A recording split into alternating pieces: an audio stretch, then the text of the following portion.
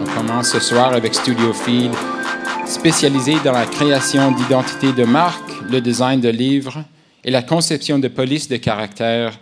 Accueillons, s'il vous plaît, Anouk Penel et Raphaël Dodelin. Anouk et moi, on s'est rencontrés à l'université. Et puis, à ce moment-là, Feed existait déjà sous la forme d'un collectif. Puis, à côté de ça, Anouk et moi, on se croisait un peu par hasard dans des concerts qui avaient lieu souvent à Hotel Toutango. C'était la belle époque. Il y avait des trucs à la Fonderie Darling aussi, avant que ça devienne une galerie. Feed, ce qu'on faisait, grosso modo, c'était des affiches pour des parties à l'université qu'on allait faire dans l'atelier de sérigraphie du département d'art visuel, parce qu'on n'avait pas d'atelier dans le département de design. On a eu un cours ensemble dans lequel il fallait créer une série de packaging, mais comme nous, le packaging, ça ne nous intéressait pas vraiment, qu'on était plus intéressés à l'édition, ben on a décidé de faire un magazine sur le packaging, puis de faire 3 numéros du magazine, puis de over-packager chacun des numéros. Ensuite de ça, ben, il y a eu des rapages. C'est un événement qu'on avait initié à l'UQAM. En fait, c'est un festival de films non narratifs. Donc, ça, c'est l'affiche du 3e. Puis, évidemment, pour nous, c'était comme toute une opportunité aussi de créer des sous-événements, puis de créer les affiches qui allaient avec, puis toute la communication. Même si à ce moment-là, Feed n'était pas un studio officiel, je pense que ça parle beaucoup de comment est-ce qu'on avait envie d'initier des projets. Puis Dérapage, j'en ai un. En fait, à travers les concerts et les performances qu'on a organisées, ça nous a mis en contact avec des gens qui étaient étudiants à la maîtrise en art visuel à l'UQAM, qui démarrait un collectif d'artistes qui s'appelait Perte de signal. Puis clairement, ces gens-là étaient soit impliqués dans Dérapage avec nous, ou en tout cas connaissaient le travail qu'on faisait avec Dérapage. Puis quand Anouk parlait de stratégie là, économique, c'est un peu ça qui est arrivé quand on s'est mis à travailler avec Perte de signal. Perte de signal organisait beaucoup d'expositions, avait des besoins de communication. Pour chacun des événements qu'il organisait, il y avait besoin d'une affiche, d'un flyer, d'un dépliant. Et puis la réalité, c'est qu'il n'y avait jamais les moyens de produire toutes ces pièces-là. Donc, on était toujours dans des espèces de mécaniques d'impression, travailler en 2 couleurs, trouver des façons de couper dans une pièce pour la transformer puis lui donner une deuxième fonction. C'est des années assez qui ont été assez formatrices, si on veut, dans le sens où c'est des années où on a vraiment appris à comprendre beaucoup la mécanique d'impression. Puis l'autre chose qui est assez intéressante avec Perte de signal, c'est que au tout début, évidemment, c'est des gens avec qui on a travaillé beaucoup, mais c'est des gens avec qui il nous arrive quand même encore à l'occasion de travailler. Tu sais, on le savait qu'on était 2 gars qui performaient mieux dans une petite structure. Donc, on ne s'est jamais vraiment posé la question à savoir est-ce qu'on va un jour se faire engager dans une grosse compagnie. Puis, rapidement, on s'est dit, non, nous, on va faire notre truc. C'était aussi l'époque où on étudiait, c'était l'époque où le web prenait énormément d'importance. Tous les gens avec qui on étudiait voulaient tous faire du web. Puis nous, ben, on disait, non, nous autres, on veut faire de la typographie puis de l'imprimer. Puis on se faisait un peu prendre pour des fous. Mais en fait, déjà, à ce moment-là, on est en train de réfléchir de façon un peu inconsciente à l'idée qu'on voulait avoir une espèce d'idée de spécialisation dans notre offre. Après ça, là, tout d'un coup, on se faisait appeler pour la première fois pour ce qui était pour nous un gros projet, qui était Mutech, un vrai projet, qui allait avoir de la diffusion, qui allait être affiché sur des murs en ville. Après est arrivé l'appareil.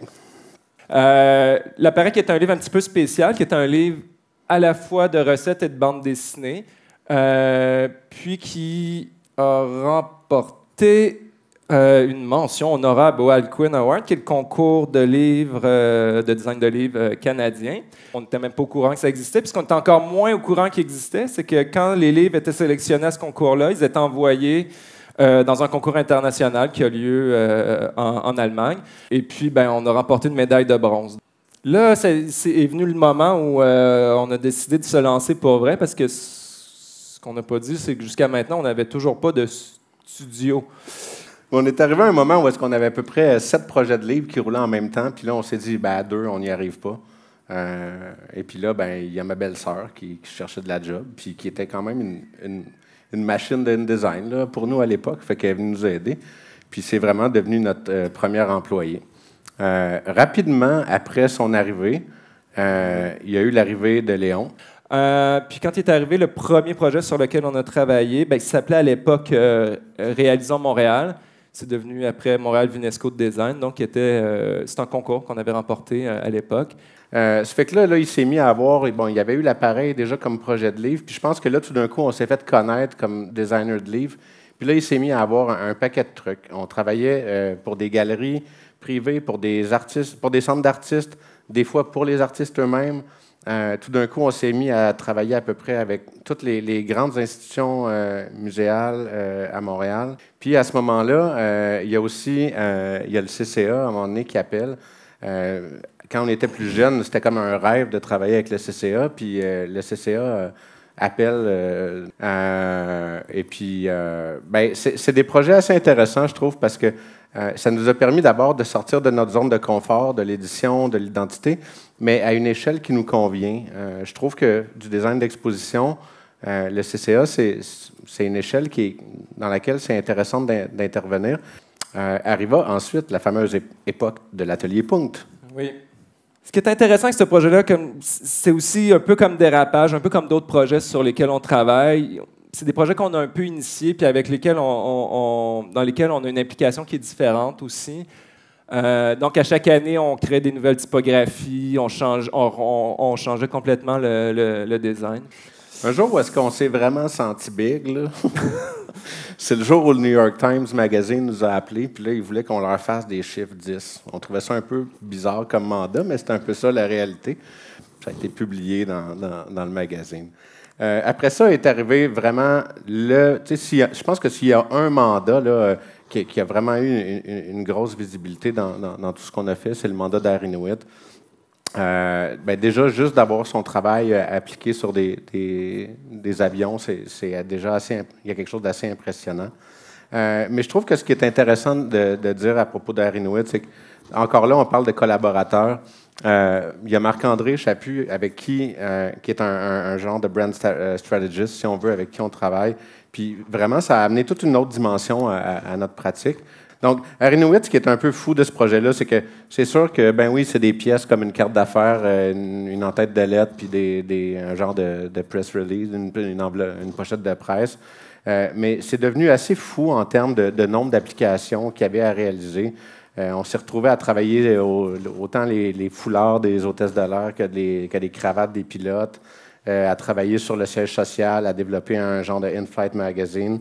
Et puis là, il y a plein de trucs jusqu'à des avions jouets. Puis, même le moins glamour. C'est un peu fou.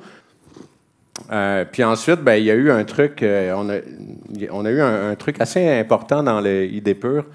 On a été invité à Shanghai pour aller donner une conférence. Et puis tout ça, c'était lié à l'appareil, le livre de cuisine puis de BD que vous avez vu un peu plus tôt. À Shanghai, ils fêtaient le 10e anniversaire du concours des plus beaux livres chinois. Et puis, ils avaient demandé au Stiftung Buchkunst à Leipzig de leur donner des noms de studios qui s'étaient fait remarquer à Leipzig. Et puis, comme ça, on a reçu une invitation à partir en Chine. Donc, on est parti. On est comme devenus les Canadiens d'office, je pense. Oui, on est parti. Puis ensuite de ça, les rencontres avec les gens du Stiftung Buchkunst qu'on a fait à Shanghai ont fait en sorte que l'année suivante, Anouk est allée à Leipzig sur le jury du Stiftung Buchkunst. Et puis moi, dans les rencontres qu'on a fait à Shanghai, en fait, je me suis fait inviter dans la même année à aller enseigner un espèce de workshop qui durait 3 semaines.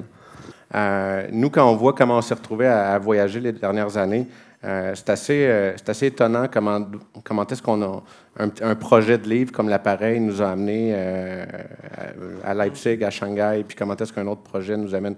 Alors, je trouve que cette espèce d'idée-là de grandeur, moi, ce qui m'intéresse de ça, c'est beaucoup les grandeurs, c'est beaucoup l'espèce de réseau qu'on réussit à se faire avec les gens avec qui on collabore, mais avec les gens qu'on rencontre tout court.